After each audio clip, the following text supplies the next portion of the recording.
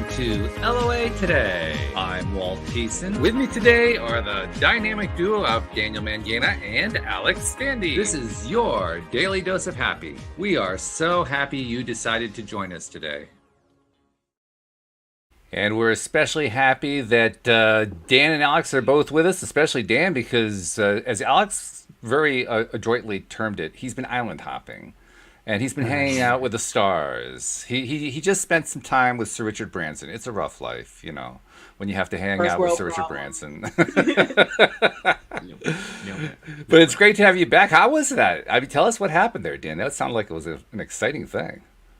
Yeah, a mastermind that I'm in, amongst other amazing adventures. They go there annually, and so I was able to join them on the trip this year. It was really awesome. Sophia and Yannick have cultivated a relationship with Sir Richard and with Virgin for the last decade. And so he actually was like, it wasn't like walking through. He was like having breakfast with us, we're having lunch, chopping it up about world issues, getting mentored, jamming in the hot tub. I got some one-on-one time because we were playing chess together. He was like playing tennis with folks, hiking, bike riding. Like he was just hanging out with us. It was really, really awesome. That is fabulous. Yeah. So yeah. I know you had certain hopes that were going to happen in terms of, you know, how the whole week was going to play out. Did you achieve your hopes? Did it actually work out the way you wanted? Beyond. Yeah, really excited.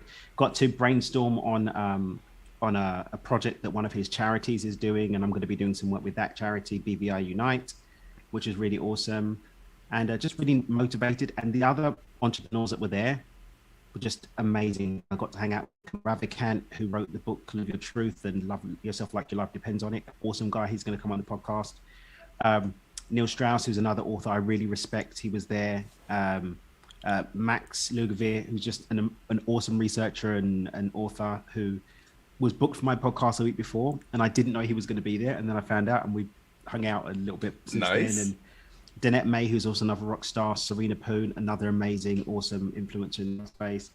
Just some really great people that I got to meet and connect with and learn from. So I was really, really, really glad. Really, really glad. Yeah, that's really the big advantage to going to an event like that, particularly with people at that level. But you're hanging out with people who have not just had incredible lives, but incredible minds and have so much to contribute, right? Yeah. Yeah, So, that's what really, makes all the really, difference. really, really glad. Some great relationships built. So. Good stuff. Well, welcome back. Glad to have you back. It's been a while since we've had you here because you've been island hopping so much, but we're really glad to have you back here on the show. And we have a special guest joining us today who's actually a little bit under the weather, so he's kind of he's going the extra mile. His name is Joe Templin. And first of all, Joe, we hope you're feeling better as soon as possible. In fact, that's like a direct order. You are going to feel better. You hear that? Okay, yeah, right. He's nodding his up and down. But seriously, though, thanks for joining us today. I hope your voice holds out a bit. But tell people a little bit about your background. What where you're from, and what are some of your more interesting stories? How much time do we have? So I'm upstate New York. Let's see, I was dead at 10 from asthma, which probably explains the reason why I act like I do in a lot of ways, and I'm just absolutely driven, and I burn the candle at both ends and in the middle. That's why I get yelled at, and sometimes I break down like this. I started college at 13 because my parents said 12 was too young to begin college. I was an applied physicist, worked for DARPA, then I went into financial planning, did that for years. I'm also a former world champion Taekwondo stylist, and so that led me to study performance and behavioral psychology and sales psychology, which I tapped into when I did my 2 ultra marathons last year. I'd be training for one right now, but I broke my leg, so I'm not allowed to run, and I'm sick. It's not a fun day.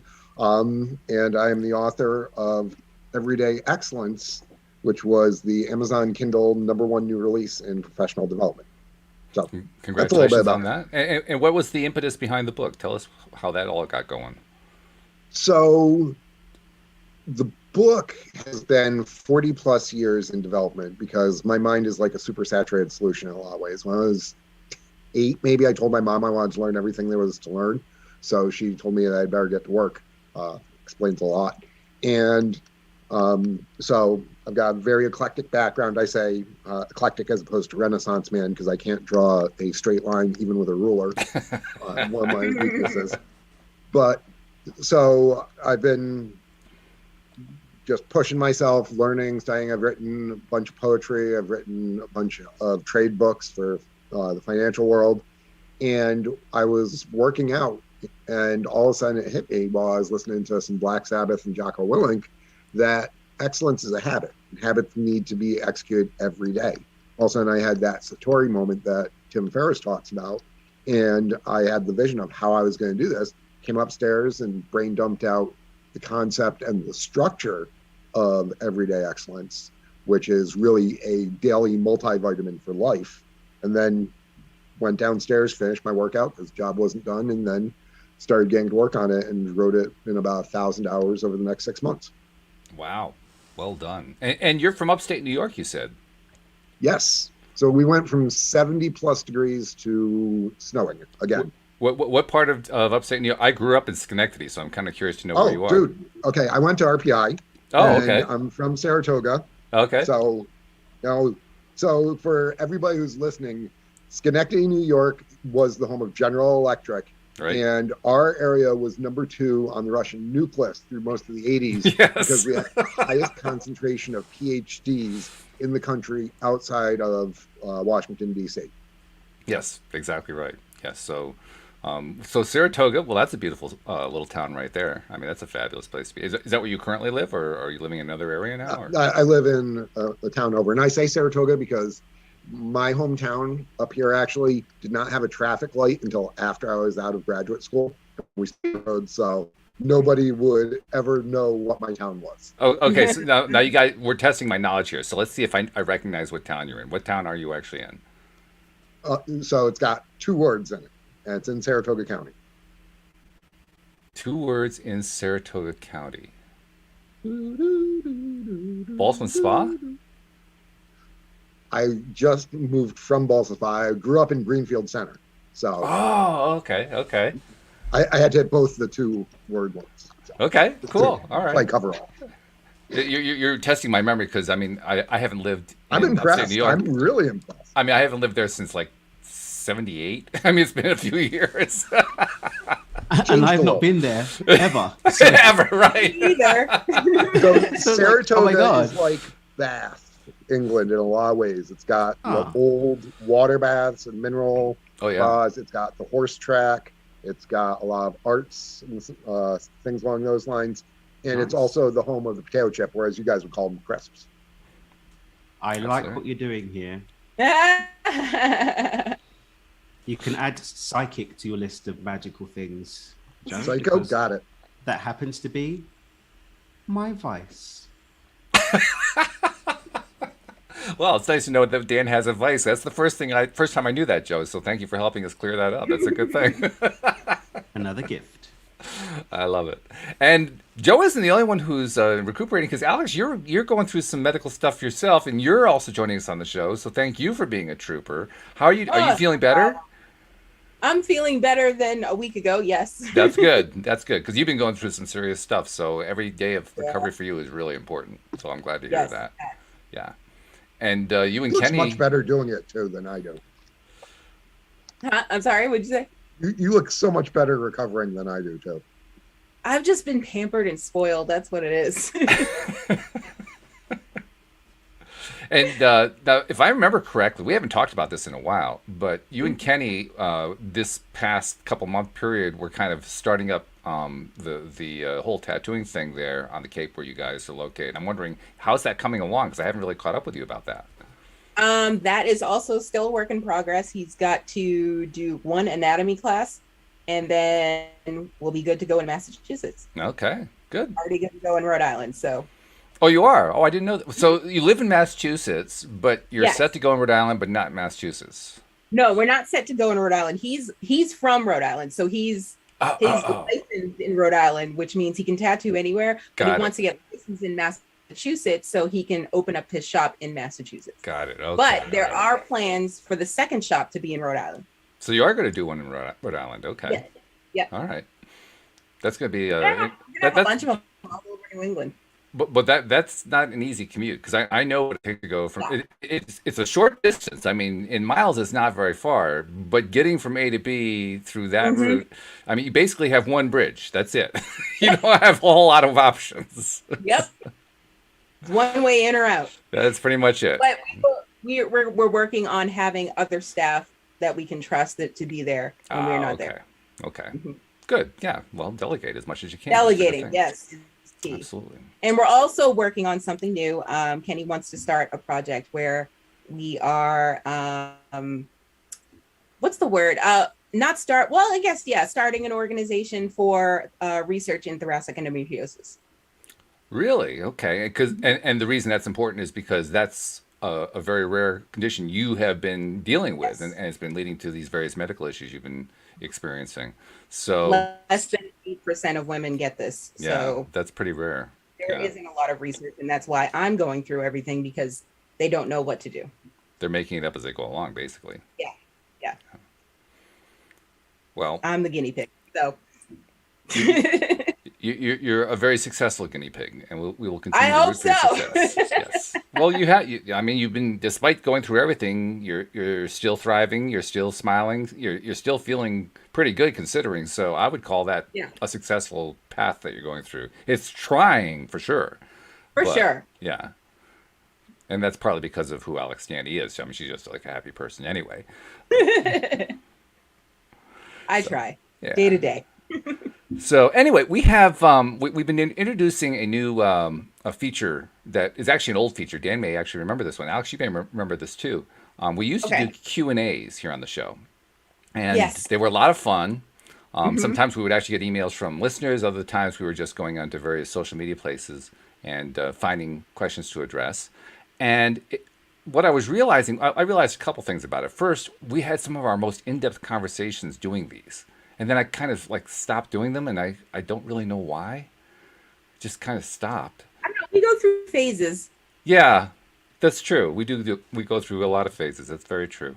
But I was realizing that not only do we get really interesting conversations, but we had a lot more audience involvement in those situations because people were sending the emails and so forth. So I'm thinking, okay, let's get back to that because that's kind of fun. And plus, now that we have, we're always bringing in a guest each week. So we have Joe this week.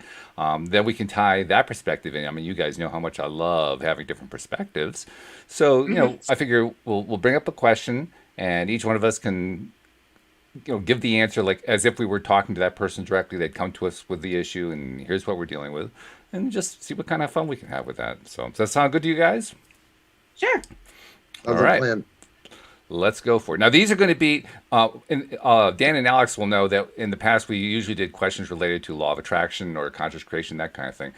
The new twist is that I'm reaching out to people who are just posting about anything, and most of these people have no idea what law of attraction is. Or if they do, they have incorrect information about it. In fact, as I've been interacting with them, I've been kind of like using it as an opportunity to see how can I communicate to somebody who doesn't know my vernacular, who doesn't know how I talk about things and think about things and so forth. So it's kind of like a way of stretching myself too. So you'll want to keep in mind as you're answering these questions who it is we're talking to. We're talking to people who really don't know any of this stuff. So with that little setup, let me just pull up, I got a list of them that I've been collecting lately, and I'll just put a couple up here and see what we can draw on. Okay, here's a relatively short one, so we'll start with this one. This is a woman who won $100,000. She didn't say how she won it, but the way she wrote it, it sounded like it was like in a lottery or something like that. She said she won $100,000.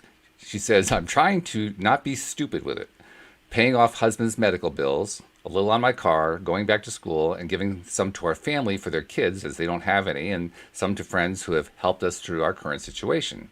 I'm trying to save the rest, about $30,000, and she's asking what's the best way to put that into something that makes interest and makes as much back as possible is what she's looking for.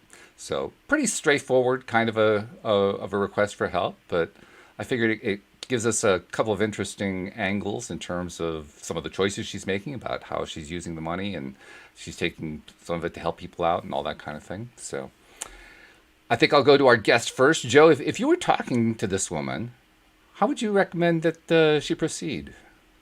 So the interesting thing is I have 25 plus years as a financial planner. So I probably am one of the, I want to say the most qualified, but I'd be like, well, what's this? What's this? What's this? But the most important thing is to understand the goal. What is most important for this woman, and when is it? I mean, she said that she's got family who are in need. So if you give them money, what ends up happening is it's give a man a fish sort of thing. And if their mindset's not proper, then they're going to burn through it. The stock market is always a good way because you're outsourcing to professional management. There's all sorts of risks associated with that. But over my life, the thing that I've found is the best investment, if you're ready to work at it, is always yourself. Whether it's education, starting a business, mentoring, real estate, whatever, but something where you can add your brain and your brawn to the bucks to be able to get extra returns, and then have that little nest egg be able to compound and grow as opposed to siphoning it off. Okay, that's good. Alex, you want to take a swing at it?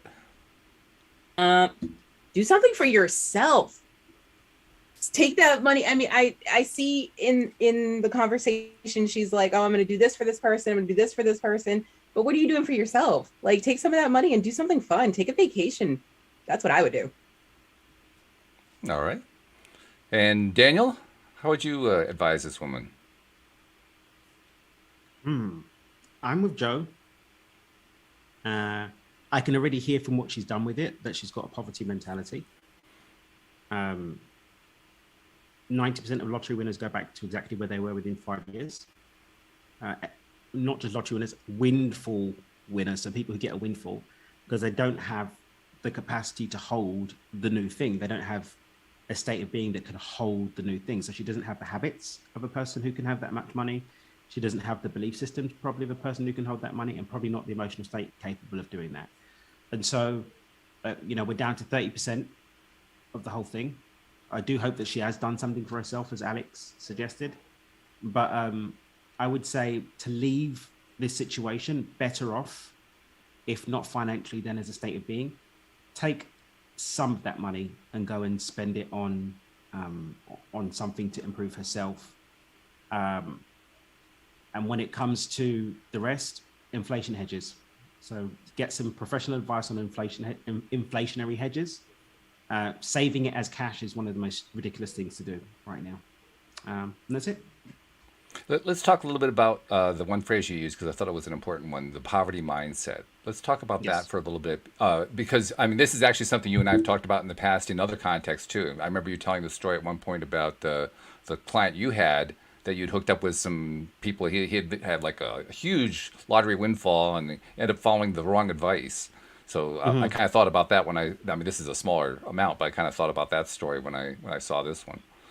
Yeah, smaller amount, but the same situation. We make choices based on where we are, and this isn't something that's going to change. Like whenever you're moving to the next level of what you're doing, you're going to come up against roadblocks. You're going to come up against limiting beliefs. You're going to come up against habits that don't match. It's always going to happen. So there's a relativity of poverty mindset that moves depending on our financial situation. Someone who's making $1 million a month when wanting to move to $10 million a month can also experience a poverty mindset relative to their current situation. And so, yeah, the idea of poverty mindset, I think sometimes people just associate it with being a peasant or whatever. And, I live on the breadline. I live on $1 a day. Not necessarily. You can have a poverty mindset and have a lot of money. Just, are you enjoying the money that you've got? Or are you in a state of fear and anxiety around it? But it's definitely something I would say is imperative to address. Which raises the next question, which is, okay, if you recognize in yourself that you do have this mindset, no matter what the amount of money is, you have this mindset of fear, because really that's what is at the root of the poverty mindset, is this mindset of fear. What steps can you take to shift that? Because that's really the goal, is like I think Joe made reference to the idea of teaching somebody to fish. Well, in order to teach them how to fish, they have to have the mindset for fishing. Mm-hmm. I mean, I'm sure Joe's probably got something fabulous to say on this, but what's the opposite of the fear? For me, the opposite of lack-based fear is abundance. So I would actually just focus on building an abundant, not just mindset, but an abundant identity, an abundant emotional state, an abundant mindset, and abundant habits. And Joe, let's bring you in on that. What's your take? First of all, what's your take on this whole idea of a poverty mindset, and then what's your contribution? I completely agree with Daniel on this because people self-sabotage all the time. It doesn't matter if it's their finances, it doesn't matter if it's their relationship, it doesn't matter if it's their health. People have an idea that is typically early on from their life. So one of the questions I always ask my clients is, what is your earliest and or strongest memory of money from growing up? And how has that affected? And so then we can start unpacking the emotions around it. By the way, anybody who has a significant other, this is a critical conversation because in the United States, roughly half the marriages end in divorce, and communication around finances is the number one reason. So have that discussion with yourself about your early and strong memories of money and how they have affected you now. Have it with your significant other. If need be, bring somebody else in, whether it's a professional in finance, whether it's a mindset individual, so that you can look at this from multiple points of view and be able to start connecting the dots of, oh yeah, I did that because of this feelings that I haven't resolved. And so by being able to go through that, you then can look at your behavior around it. And then from there, you can start building a plan around what the ultimate goal is. That might include regular saving. For some people, it includes education or spending more on certain things. So that way you have actions that are moving you forward towards a better mindset and ultimately a better reality. Okay, that's good. And actually, this is a topic that is near and dear to my heart in that when I look at my own background, my parents were both of the Depression, of the Great Depression. And that depression mentality, I mean, my parents loved me and my brother and my sister. They did everything they could to give us a good start in life. But the bottom line was that depression mentality permeated every aspect of our lives. And they despite everything that they tried to do to overcome it, it was always there. And I don't think I even really appreciated just how important that was until like the last couple of years or so, because I mean, it was never. It's not like it was a topic of conversation. It's not like we were always talking about, how tough the Depression was. I actually would have to, drill my dad for like, okay, so what was it like growing up in the Depression? And he'd eventually grudgingly give me some information about it. But it's not like he was constantly going around saying, well, money doesn't grow on trees or whatever. It was more subtle than that. It was just subtle messaging that they weren't really trying to give, that just you kind of pick it up because you're living in the same house with these people and they're your primary influences because they're your parents. So I totally get why it's so important to not only notice that it happens, but to find ways to kind of drill down and deal with it, because it's I'm not even sure what the right word is. It seems like it's a hidden problem for somebody like with my background, because I didn't think of it as a problem, and yet it has certainly affected my life. So, yeah, just wanted to throw that in there. Let's pull up another question here. This is from a different group, different person, and it's a different topic. It's about relationships. This particular person says, anyone else getting over an ex or end things with someone they're dating, and then start seeing dating or be in a relationship or whatever with someone new later on down the road, and then out of nowhere, the ex from the past reaches out to you without even knowing you're involved with something new. And their question was, is this a test from the universe? I saw that phrase. I said, okay, I got to bring this one in. So I'm going to go to Alex first, because I love the look on your face, Alex. And I could practically hear what's going to come out of your mouth. But what's your take on this? Why is it always me? Oh, no. Well, because I was just seeing your laugh and your smile as I was reading this thing. Your eyes were practically rolling. If you feel like it's a test from the universe, it's a test from the universe. And if you want to take the challenge, you take the challenge. And whatever decision you decide to make is the decision you decide to make, but be sure that you're okay with it. That pretty much summarizes it for Alex Standy right there. Be okay with it. Feel good about it. Joe, let's go to you. What do you think about this particular situation? Oh, I am the worst person in the world to ask about this Oh, really? because, yeah, deeply in love with who it is struggling with narcissism and addiction and in complete and total denial about it. And right now is in her I hate Joe phase again. And watching her choices and decisions and having other people say, whoa, what's going on with her? And literally having nothing that I can do because right now the person she's gaslighting the most is herself, and the only person who believes what she's feeling is her. So my recommendation, which you guys can blow me out of the water on this, in fact you might have to, is just be true to yourself and your belief system. So if you believe that love is powerful and patient and can get you through hell, then take that approach. Don't act rashly, which with love is always a weird thing to say. Maybe it's the physicist in me coming out, but take the longer term view of these things as opposed to the short term noise that's going on. Step back, and as we used to talk about, make the less dumb choice. Make what? Make the less dumb choice. Oh, the less dumb choice. Oh, okay. Yes.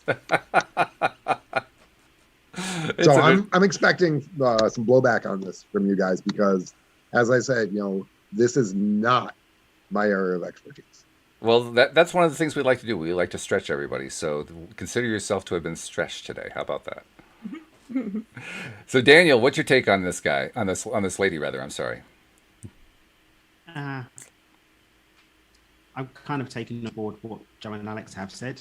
Like as you know, reality wraps around how you feel, and if you hold a belief, that's the bias with which you're going to see your reality. Even if it's not what's there, that's the lens through which your mind's going to see things. And if you are okay with continuing to see things that way, then crack on, but don't complain to me about it. If you want to do something different, then it's going to require you letting go of the idea that is what it has to be. But that's what a lot of the challenge is with this kind of work. It's not that it's difficult to create change. It's difficult to let go of the person who we are that's so used to the thing that we want to change in the first place. So how addicted are they to that narrative? Because the level of addiction is going to dictate just how likely a change is going to be. Yeah, that's good. I like that. And I'll throw. Can I make a comment about the lens? Yeah, go ahead. Actually, go. So earlier, Walt, when you were talking about the law of attraction, I interpret that as activation system, basically the filter that we see the world through, because we have roughly 60 to 80,000 thoughts per day. Most of them are routine. We make 10 to 15,000 micro decisions every single day. The vast majority of them are routine, and it's all clouded on how we perceive reality, what we're focusing on, because that is so overwhelming that we need to eliminate a lot of the stimuli. So that's one of the reasons why we notice movement, because we need to see, is that a saber-toothed tiger that's going to eat me? This is the reason why entrepreneurs always find other entrepreneurial opportunities, because their brain literally is filtering and winnowing for those opportunities. So if somebody is looking at the world through a lens and they have people around them that can have the difficult discussions with them about why they're doing that, and create the support structure so that they can at least have some metacognitive awareness and look at why they're thinking like they do, as opposed to being in denial, like very often happens when people are struggling with narcissism or addiction. So if they can actually look at what they're doing from a third party point of view, as opposed to from internal from themselves, where it's all emotionally driven and very often biochemically, then we can ultimately potentially have some better outcomes. Very good. I like that.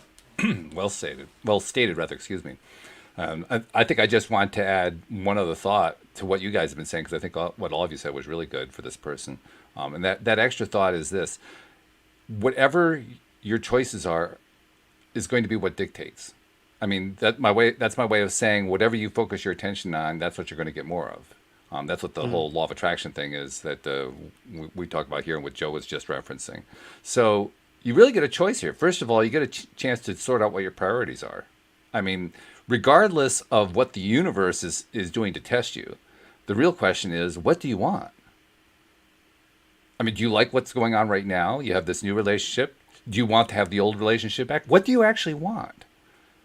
Because whenever I see somebody who puts out a question, well, what would you do in this situation? My first question back to them is, well, what would you do? This is your situation. It's not mine. I don't have to decide. I'm already happily married. This is not something I'm dealing with right now, right? So what would you do? What's important to you? What's your priority? What is it that is driving you right now? Because whenever somebody asks a question like that, the first thought that goes to my mind is they haven't asked themselves. They haven't decided what they want. They haven't sorted out their priorities. So sort out your priorities. Sort out your priorities, because once you do, it's going to be a lot clearer to you what you want to do. Once you've made it clear what you want to do, the universe is going to start filling it in for you. So that's my take on it. Daniel. I was gonna just kind of, because I used to have this thing, and so I'm very vocal about sort of speaking to this whole thing of, oh, it's another test from the universe. I'm in the river of change. Oh, just one more lesson for me to learn. And I remember one of my earlier mentors, a guy called Patrick. This is like after I lost everything the first time and I was getting ready to build everything the second time, which required this lesson, because things kept happening. And he looked at me and he said, D, when are you going to finish school, mate?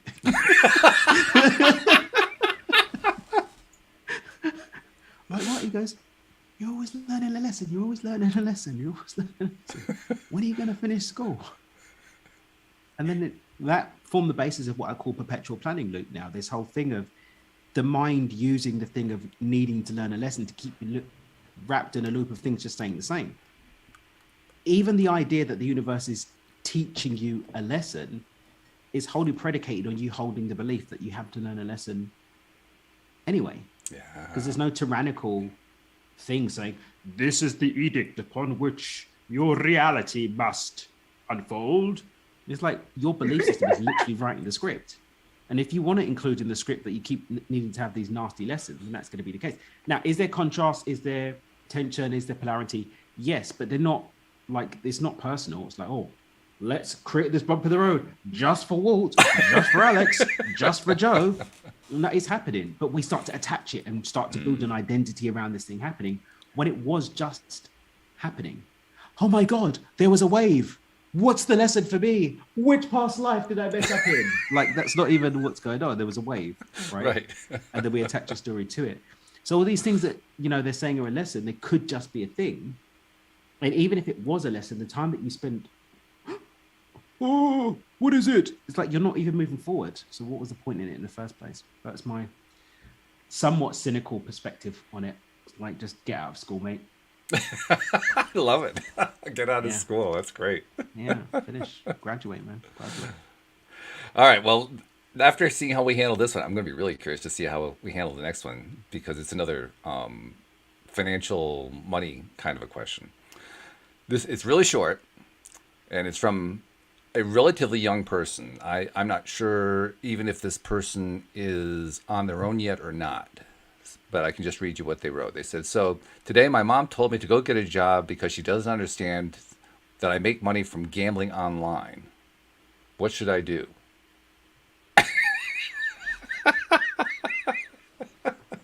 Joe's shaking his head. Joe, you want to take the first swing at this? I had people that were clients of mine that were associated with the MIT blackjack team. So, oh, really? Okay. So, and I'm going to tell them that and I remember when, the poker craze hit with Chris Moneymaker and all that.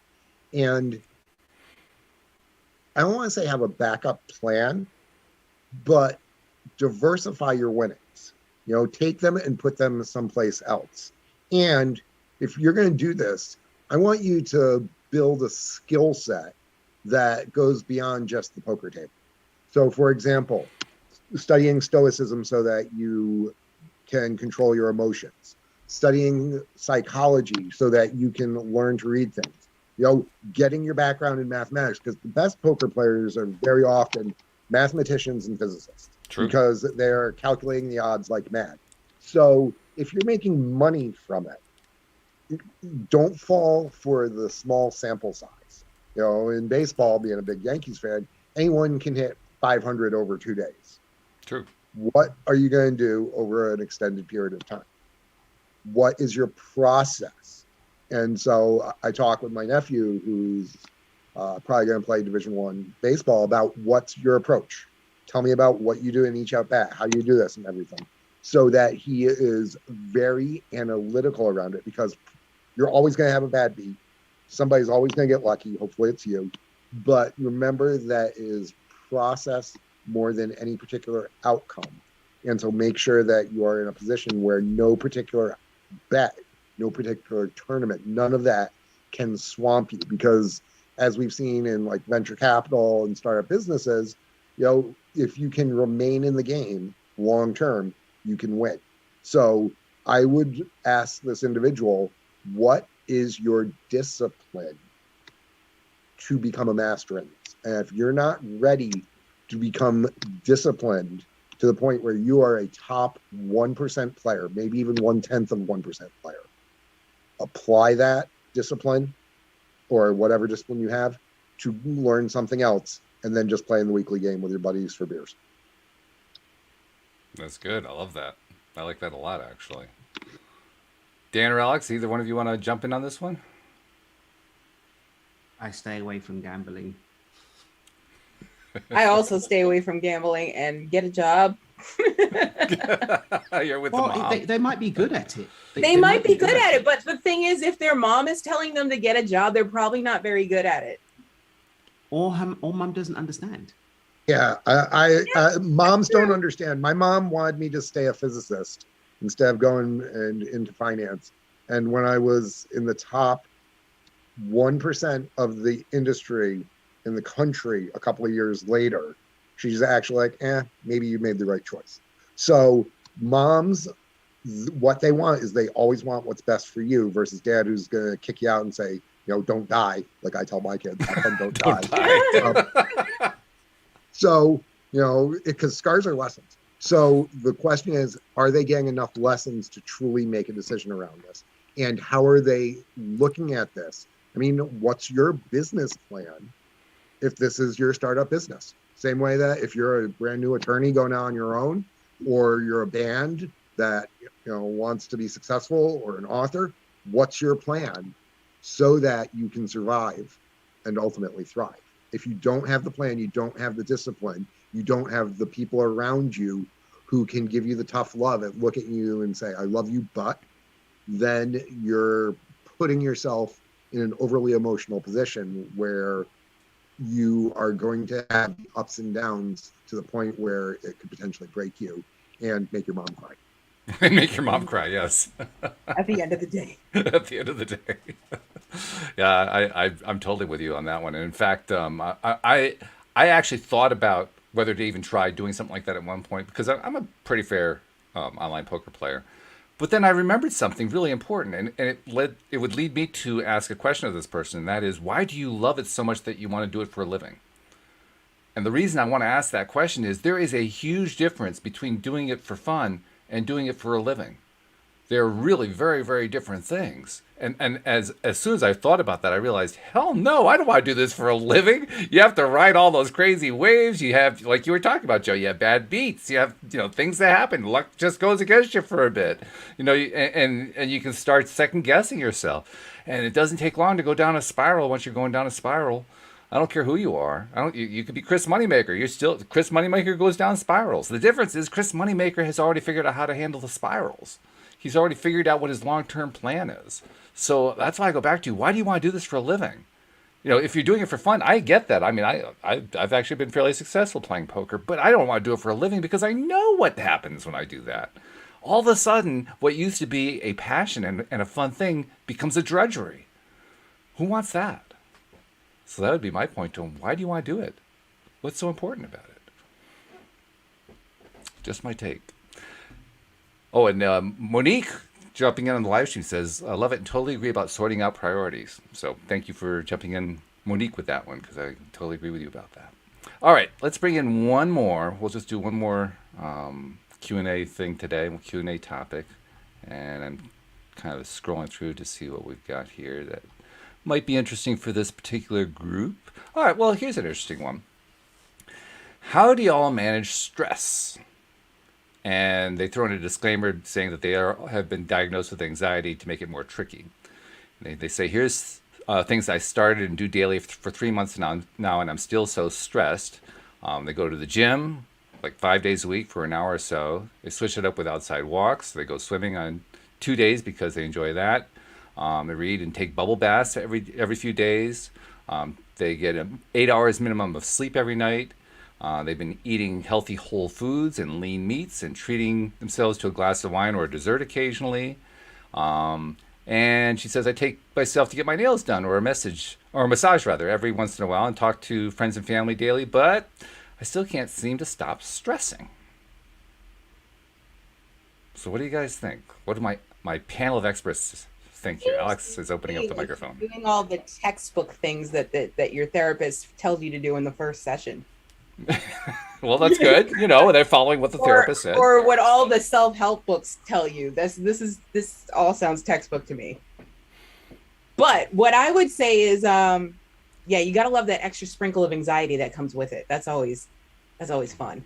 But stress is like, it's an occurrence. It's going to happen. It's not so much. I don't see her dealing with her stress though. I see her doing things to avoid them.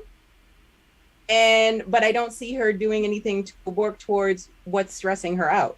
I think she needs to get rid of that first and then, have a glass of wine with dessert. Okay. Daniel's laughing again. What do you got, Daniel? And then get a glass of wine with dessert. Like, wait a minute. Where did it come from? That's the self-care part. I'm with you. I'm with Alex. You have to deal with the underlying challenge. Otherwise, you're just going to keep coming back to the same situation. The allostatic load is going to... So, by the way, I know that because I found out about that. Allostasis is the opposite of homeostasis. Oh. And when we have too much cortisol, our body moves into allostasis because we have an increased allostatic load. Ah, okay. Some science. New terminology. I like that. There we go.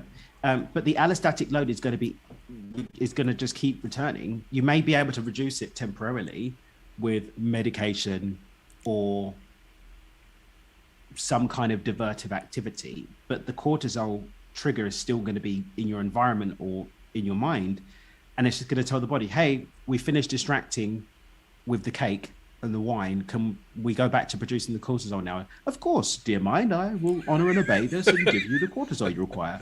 And then you're back to the same situation. So you have to deal with the original things, like what we're saying earlier about, the financial situation. If you don't deal with the limiting beliefs and the inability to hold the abundance, then you're just going to return back to default. All it takes is you being unconscious for a second. All it takes is the wine to wear for a minute, and boom, you're going to be back to where you were at the beginning. So you have to address, like these people that, oh yes, I went to see my shaman and I went into another dimension. Yeah, but your environment still contains the same triggers. Like, you're still the same person. You've still got the same limiting beliefs. You're still having the same BS conversations. You need to address those too, as well as any other deeper healing that you might want to explore. So yeah, definitely address the thing and then enjoy the wine and dessert, in the words of Lady Alex. I always go back to what EJ says. A man with a strong enough why will be able to overcome any how. Why are you stressed? What is the source of it? I mean, and this might be like the onion where we have to peel back layer after layer after layer, because they're only working on the surface as opposed to doing a lot of the more Jungian deep work. But being able to understand the why. And one of the things I would recommend for them is, we have a saying in Ireland that a good friend is the best mirror possible.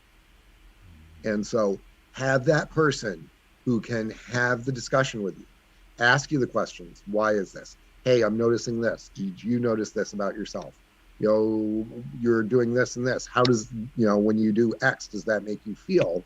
And so it allows some more rationality into it. Because one of the things that we teach people in the special forces is that the neocortex and the lizard brain, the fear component, can't really operate at the same time. So if you can basically disengage that part of your brain and look at your own thinking, again, the metacognitive components, and try and rationally understand it, it goes a long way to ramping down that fear and that anxiety. Very good. Yeah. I'm loving what you guys are saying here. You guys are giving this this woman some really good advice. I want to throw in something else too, that I think is a really important component here. We as human beings have a very strong tendency, and I see this across the board with most people I meet. The only ones who don't have it so much are the ones who, well, they're the ones I have as guests on the show and co-hosts. They're the ones who are exceptional. But most people have this one tendency, and that tendency is to rely upon external stimulus to determine how we're going to feel about something. When in fact, the truth of the matter is, every single emotion we have is a choice. And I don't think most of us even think about this. And I don't think most of us even realize it's true. But I can point to it pretty easily by just saying you can talk to 3 different people about a situation and get 3 different emotional reactions. So it can't be the situation that's creating the emotion if you can get 3 different emotional reactions. If it were the situation creating the emotional reaction, everyone should have the same emotional reaction. It should be an A to B, it should be, you know, direct A to A kind of correlation. This situation leads to sadness. This situation leads to happiness. This situation leads to being pissed off. I mean, it should be like that, but it isn't. Well, why isn't it? Because we actually end up making choices. We default those choices away. We say, well, you know, this always makes me feel X, so therefore I always feel X with that. But that's still a choice. We chose it. So let's take that into account and say to ourselves, well, how do I want to feel differently about whatever is stressing me? Do I like feeling stressed? I might, on a certain level. There may be a payoff for me to feel stressed. I've got a habit that goes on there. I may get certain rewards by expressing I'm stressed. You know, I express enough stress and people love on me and they give me attention and so forth. Well, you know, there's actually a valid reason for wanting to feel the stress. So again, I say, well, what's your choice in the matter? Your choice so far has been to feel stress. Is that the choice you want to continue to make? If not, what are you willing to feel instead? That's the one question that I think can probably be raised in almost any situation with any problem that people are raising that they can't resolve in their lives. What do you want instead? And the reason I think that's so important is we don't answer that one either. It's the last thing we go to. What do I want instead? No. I don't want to go there. I want to spend all this time talking about all these things that are going so badly in my life because that's where I'm going to be telling you. This is the important thing. This terrible thing that's going on in my life. Yeah, but what do you want instead? Well, I don't know. I haven't thought about that. So, you know, how about looking at what do you want instead of the stress? Where do you want to go? How do you want to feel? What kind of experience do you want to have? Because until you can answer that, it's kind of like, it's like somebody wanting to have a different experience, but they don't know what it is. And if you can't ask for it because you don't know what it is, how can you get it? Well, you can't. You got to know what you want. So maybe start with knowing what you want instead of being stressed. Just my take. Any more on this one before we move on? I'm good. All right. As you know, I'm all about the gospel of its choice, whether it's conscious or unconscious. And I think, you know, when people are like, well, I didn't have a choice about that. Well, not all choices are conscious. but they are still your choices. And the conscious time that you are available to engage with your choices, you can actually in that space have an impact even on the unconscious choices. So the choice is always there. Just wanted to add that to what you said. Yeah. And that really comes down to in every decision, you either have the easy choice that makes you feel good in the moment or the harder choice that makes you better overall. And we tend to default to the quick, easy, comfortable, whether it's because it's familiar or because it gives us that current bit of pleasure, opposed to something a little bit more difficult that ultimately leads us along a better path. I'm going to ask you specifically, Joe, about this because you just raised that very interesting point about difficult versus the easy choice. Do you think there is a difference between people who make the tough choices, the choices to go down the difficult path, versus the ones who make the choices in terms of their lives play out? Absolutely.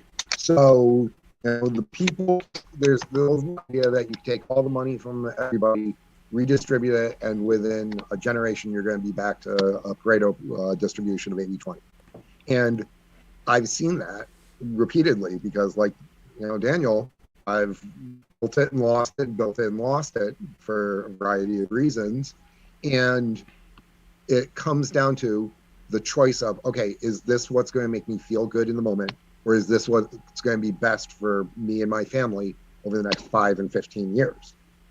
And having the capability of choosing the more difficult things. So I use the example of I'm an ultra runner, and last year getting ready for a race, and I came home and it was about 6 o'clock, and it's like, all right, I gotta go and run 5 miles, and storm's coming in. I'm like, I'll skip it. No, I can't skip it. All right, I'll go downstairs and run on the treadmill. No, I'm going outside because it's gonna rain. It's gonna suck. It did rain and it did suck. I had squishy feet. And it was gross and nasty, but I knew where I was going through it that it was making me better. And so I made the conscious decision for that short-term discomfort for the longer range result. Came back, had my nice hot shower and everything. And I was like, I just made deposits in my bank account. And why do you think it's a better choice that way? Because you're making it clear this is a regular pattern for you. You regularly go for the one that you, in your words, that you think is actually better for your family in the long run. Why do you make the tougher choice like that on such a regular basis? At this point, it's who I am because it's been in me for so long, whether it was from martial arts or academics or these other things. But even though I know life can end like that tomorrow, I still need to live as if it's not going to. I mean, my one big long range goal is to win my race in the age 100 plus division, which means I have to make it that far. So being able to make those choices as to what is going to be the maximum value over time for me and my family, whether it's having the burrito now or eating the salad and having more burritos down the road. How did this serve you when you won the, I think it was a Taekwondo title? What was the title? It was Chung Do Kwon, which is a form of Taekwondo. But I mean, the bed's nice and warm. You lived in upstate New York. You know how cold it is in the middle of winter. So getting up at 4:30 in the morning to train, when it's dark 30, is not fun. Sitting there and hitting a heavy bag for 45 minutes or going through and fighting every single one of my students one after another for an hour. And, I like to eat, as I said, and, controlling my diet, and I like my beer, and I didn't have beer for 3 months. And, these things that it's like, do I want good? Do I want to feel good? Or do I want to be better?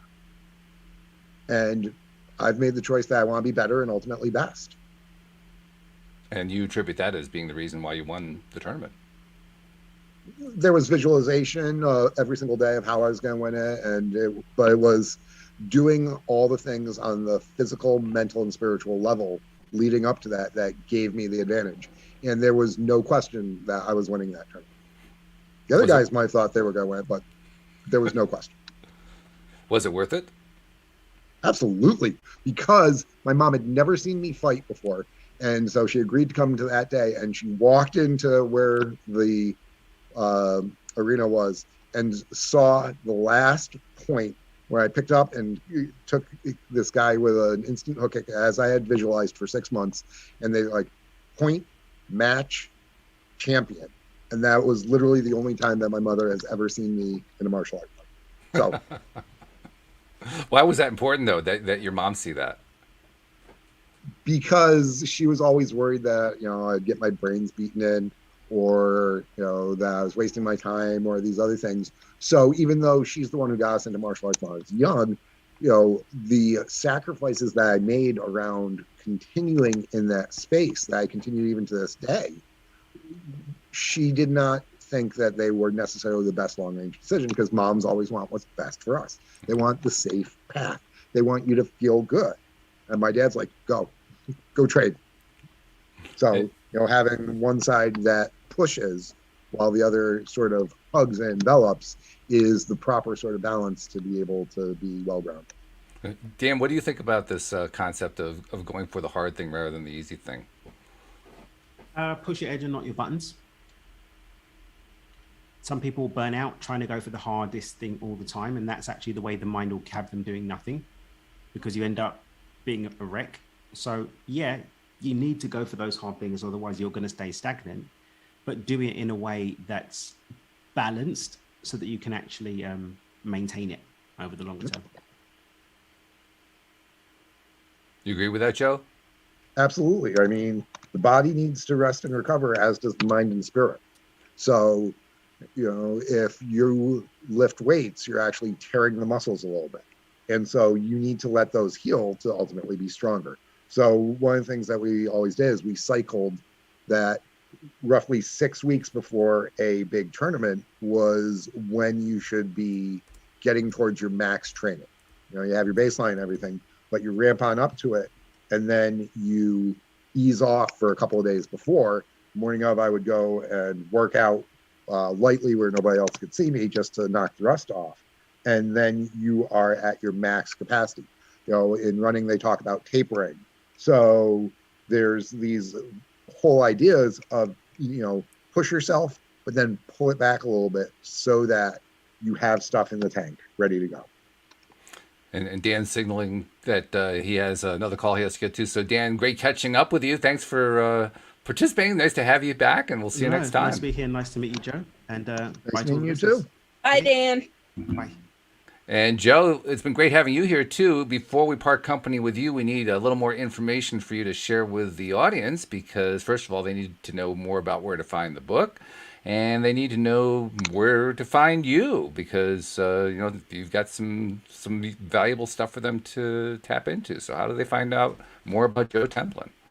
So the book is available on Amazon and the website and all the normal places like that. They can follow me on Twitter or Facebook. That is at EDE with Joe. That's at EDE for Everyday Excellence with Joe. That's me. And the website is everyday-excellence.com. And 6 days a week, I put up a microblog, real quick hit of ideas for people to work on. Podcasts are up there. They can order books. There's various other things that we put there. So that is a resource for people to tap into whenever they want. Beautiful. Well, thank you very much for braving it through with being sick at the same time. I have to give you a lot of credit, because you're a real trooper for doing that. But we really appreciate it, and we appreciate the contributions you gave during the conversation here, because I think if any of the people who posted these posts actually happened to listen to the show, you gave them some valuable advice. So thank you. My pleasure. Walt, thank you. Alex, pleasure meeting you. Talk soon. Thank you. And Alex, you keep on healing there, girl. Okay, we're counting on you. I'm doing the best I can. We know you are. Yeah, I'm just trying to give you a little encouragement, because you've been through a lot. It. You've been through an awful lot. Yeah, it's a lot. Yeah. But I have confidence in you. You're going to be there. You're going to get there. So thank you very much. Thank you to our podcast listeners everywhere, and we will see you all next time here on LOA Today. Goodbye, everybody.